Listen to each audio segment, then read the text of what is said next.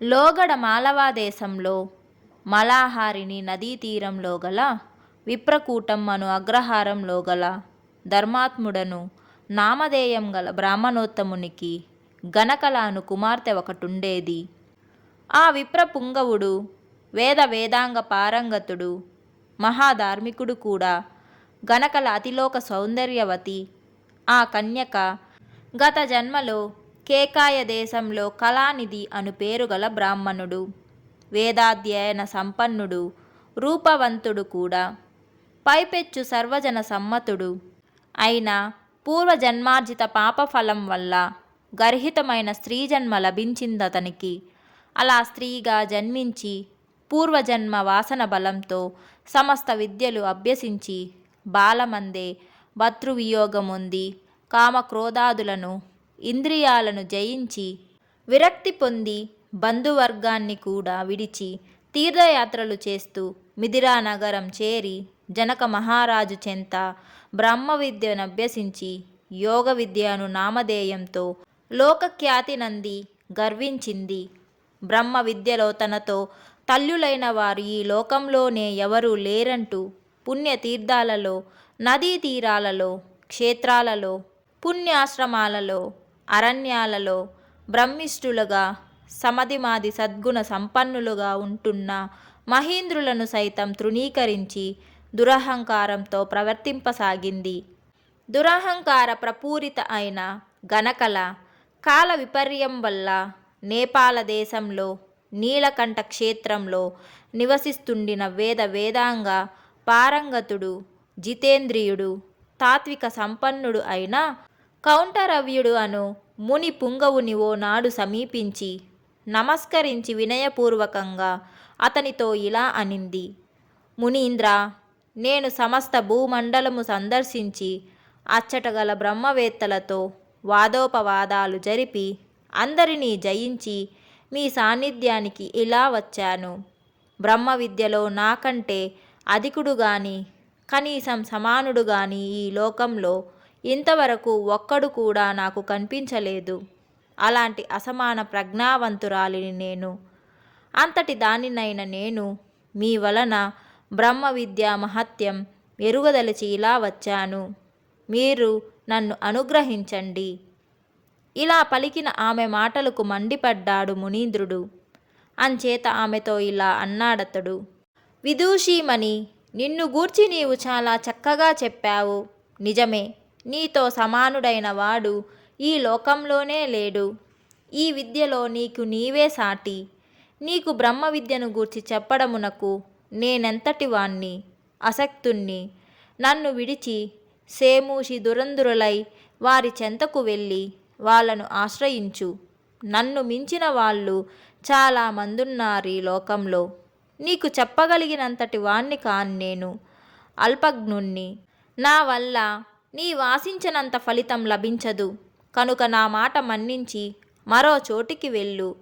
కౌంటరవ్యముని ఇంత చెప్పినా ఆమె తన పట్టు వీడక అతనితో వాదనకు ఉపక్రమించింది. దాంతో ఆగ్రహించాడతడు. ఆమెను ఉద్దేశించి ఇలా అడిగాడు. అమ్మా విదూషీమణి, నిన్నొక ప్రశ్న అడుగుతాను, సూటిగా సమాధానం చెప్పు అంటూ నీవు బ్రహ్మము ఎరుగదువా? స్పష్టంగా చెప్పు అని విపరీతార్థ ప్రతిపాదకమైన వేదాంత వాక్యం మనసులో ఉంచుకొని ప్రశ్నించాడతడు. గనకల యోగ విద్య అందుకు ఇలా సమాధానం చెప్పింది. బ్రహ్మమును గూర్చి నేను శాంతంగా ఎరుగుదును. అతడు సచ్చిదానందుడు, అగోచరుడు. ఆమె ఇలా సమాధానం చెప్పగానే మునీంద్రుడు ఆమెను చూచి, మూర్ఖురాలా, కనీసం వేదాంతుల సిద్ధం కూడా నీకు తెలిసినట్లు లేదు. బ్రహ్మవేత్త తనకు బ్రహ్మము తెలియదని చెప్పడమే ఆచారం. బ్రహ్మమును ఎరుగుదని చెప్పువాడు బ్రహ్మమును ఎరుగజాలడు. బ్రహ్మము ఇంద్రియాలకు, మనస్సుకు అగోచరం కనుక బ్రహ్మను ఎరుగుదనడం కేవలం మూర్ఖత్వం. ఇది సర్వవేద సిద్ధాంతం. ఈ విషయం నీకు తెలుసు. అయినా బ్రహ్మను ఎరుగుదని అన్నావు. ఎలా అన్నావు నువ్వు? ఇలాగే నీవు పండితులను జయించానను మహాగర్వంతో మూర్ఖంగా ప్రవర్తిస్తున్నావు.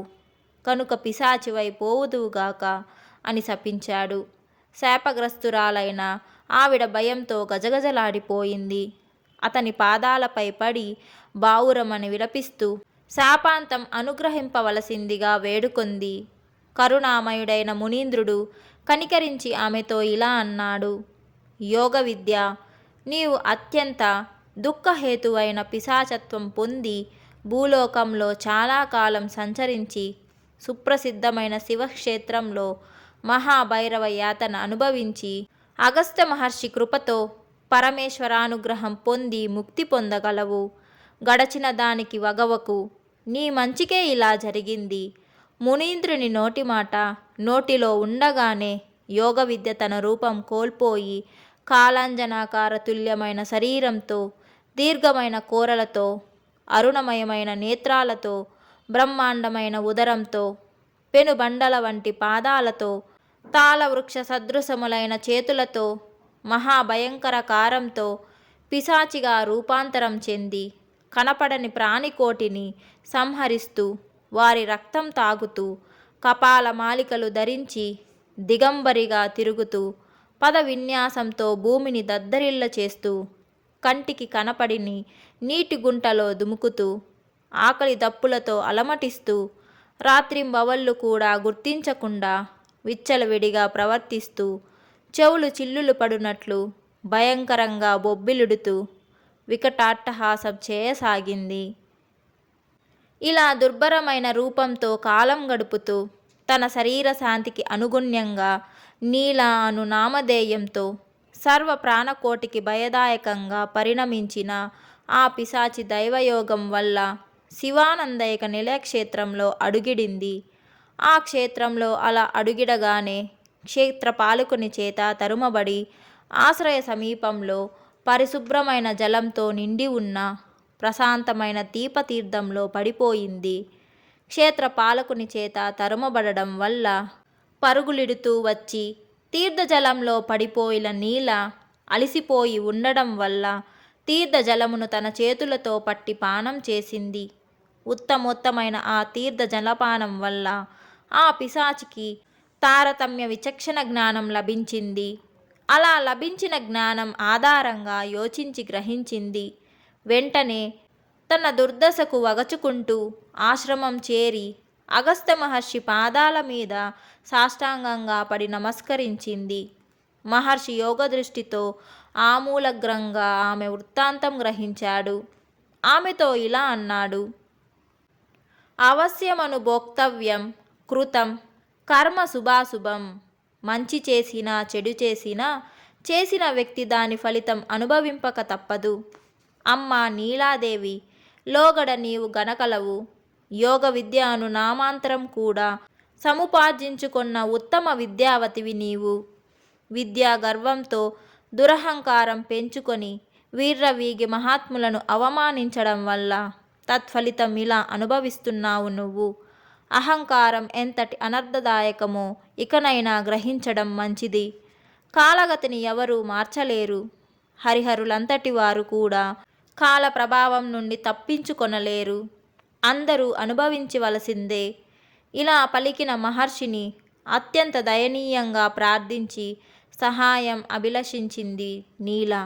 మహర్షి దయామయుడు కనుక కనికరించి ఆమెతో ఇలా చెప్పాడు: ఈ దక్షిణ కైలాస క్షేత్రంలో సువర్ణముఖిలో స్నానం చేసి సమీపంలో గల వాయులింగాకారుడైన పరమేశ్వరుణ్ణి అర్చించి దానికి దక్షిణంగా 2 మైళ్ళ దూరంలో ఉన్న సిద్ధాలయ పర్వతమందు 15 సంవత్సరాలు శివస్తోత్రం జపిస్తూ భైరవ దర్శన సంప్రాప్తి లభించునంత వరకు అలా జీవిస్తుండు. భైరవ అనుగ్రహం తప్పక లభిస్తుంది నీకు.